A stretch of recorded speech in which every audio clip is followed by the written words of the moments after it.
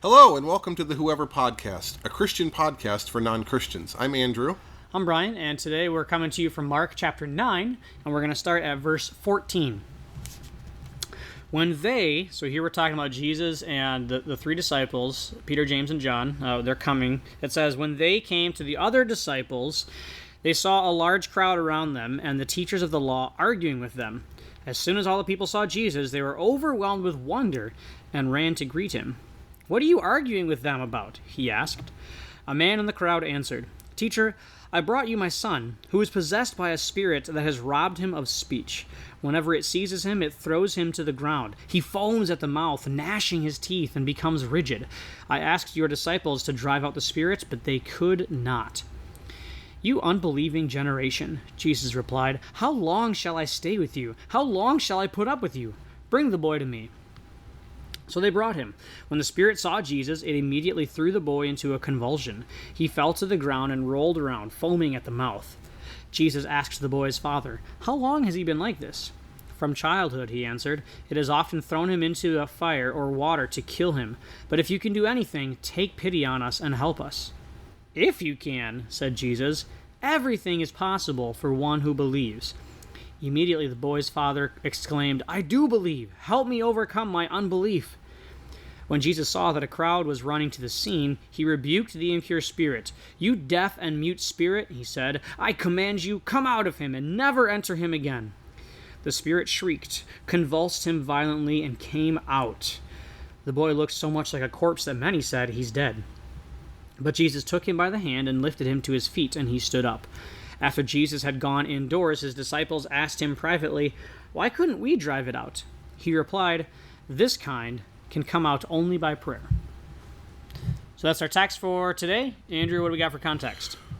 Well, the immediate context of this is that Jesus had just gone up on a mountain with the three of his disciples, and they had seen him transfigured. He was dressed in white. Moses and Elijah came. So they've just had this experience where God, again, kind of endorses Jesus. And then the three of them walk back down, and almost comically, they come down the hill, and they've just had this experience, and Jesus looks up, and his disciples are arguing with the teachers of the law, and there's this crowd, and you can just kind of see Jesus' face fall as he's like, all right, now we're going to deal with this, right? And so he walks over there, and his question is, what is it that you guys are arguing about?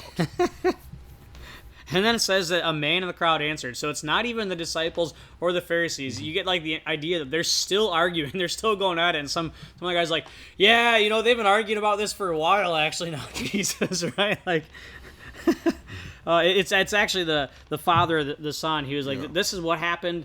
I brought him to your disciples because he's demon-possessed, and your disciples, they haven't been able to do anything about this yet.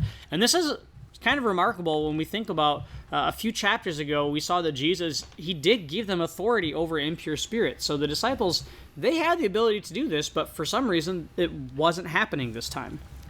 So Jesus, again, he kind of vents a level of frustration here, I think, at maybe to some extent at his disciples and at the teachers of the law, because he has this father who's saying, and as we see later, the father's very invested, and he's saying, please help my son.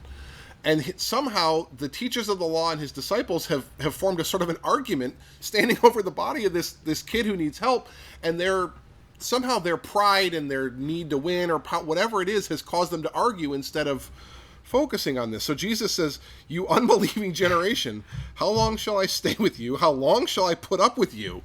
Bring the boy to me," right? He's like, just stop, bring the boy over here. So now Jesus said, pushes that aside, and he's going to interact with this boy and with his father.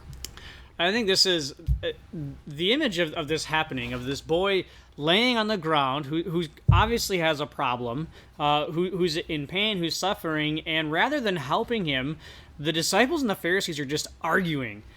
And this strikes me because I think that maybe we do this today as Christians sometimes, where we all acknowledge that there are problems in our world, that there are things that need to be fixed, things that need to be done, and rather than just going and doing something about it, we spend a lot of time just talking or arguing about how should we do it, And so I think that this is one area where Jesus is just like, are you serious right now? Like, Just bring him to me. And so I think in today's world, when we have all these issues, number one, I think there's a bit of an application that, hey, like, just at least try to do something about it. But I think even more than that, if we've got a problem that we're facing, rather than just acknowledging the problem and then just arguing about what we should do about it, bring it to Jesus. And what that means is pray about it. Honestly say to the Lord, hey, we don't know what to do about this issue. Can you help us out here? Yeah, there was probably some relevance to whatever the disciples and the Pharisees and teachers of the law were arguing about. Sure. In the right context, maybe Jesus would have been willing to talk with them and explain, well, this is what God thinks, or you guys each have your viewpoint, But given the choice between religious people discuss religious issues and let's help this kid, Jesus makes a very clear choice. And I think there's a lesson there for us, right? As Christians, as people who say we follow God, we don't need to be so distracted by our own church world that we're somehow missing the good we could be doing outside the front door of the church. Right. So Jesus says, bring the boy to me, and they do that, and Jesus asks a few questions about what's going on, and it's interesting how the Father, I like this interchange, the Father's like, so if you can do something, please help us, and Jesus is like, if you can, I imagine Jesus is like, are you serious right now? Do you know who I am? Yeah. No, but what he actually says, he says, everything is possible for one who believes, and I really love verse 24. And the Father says, I do believe, help me overcome my unbelief. And I think this is a huge prayer for us today. If you're watching this and you want to believe in Jesus, but you're just having a hard time getting there, we understand that. It's a crazy thing to believe in. If you are a Christian or you've been to church your whole life and you're just struggling to believe that God can do some of the things that he says he can do, or you're just struggling with some of it, either of those scenarios, we see here that we can just be honest with Jesus about that and say the same prayer and say, Lord, I do believe, but also there's a part of me that doesn't believe. Help me to overcome that. You don't need to be ashamed of that. You can bring that to God and honestly just say, hey, I'm really wrestling with this. I don't know if I can get on board with this. I don't know if I can believe this. Please help me in that. And I love that Jesus, his response he doesn't say, well, you didn't believe hard enough, so sorry, your boy's stuck like this forever. He said he went ahead and healed the boy. And what that tells us is that if we struggle in unbelief and we just share that with God and we're honest with God about that, God is going to help us overcome that unbelief. Yeah, there are moments in the Bible that are just so true and so human that they really hit me. And this is one of them because maybe like many of you watching, I have kids, and I can think of one specific moment when my son was quite a bit younger where he was sick and there was some genuine concern. Is he going to make it? Is he going to be okay? And the idea of a father just praying, I believe, or at least help me to, please, right? That's what Jesus is looking for. It's not, he doesn't have like a beliefometer where he's going to check you and say, no, you're really not. Yeah, you could have believed more. It's your intent. It's this Father saying, I feel like you could help. Please do. I want to believe. I want to be this person. It's not merit. It's his heart and his intent and how he's acting. Mm-hmm. And Jesus turns around and he does this. He heals this boy. Yeah. So again, we're just encouraging you that if you're struggling with unbelief, we get it. Mm-hmm. That is a human response, and the Bible gets it too. Jesus gets it too. Just be honest with God about that and just say, Lord, help me out here. So Jesus, then he looks up at that moment and he sees that this large crowd is headed his way, right? People have heard about this. It's become something of a thing. He's about to have a really big audience.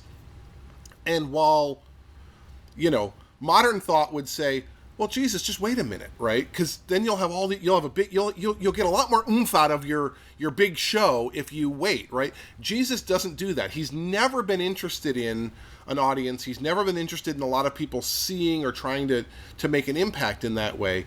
So the Bible says that he quickly goes ahead and finishes healing this boy before this large crowd of people gather, before there's this huge audience for what he's doing. Yeah, so here again we see that this continuing theme that Jesus is not just seeking popularity, he's just seeking to genuinely help people.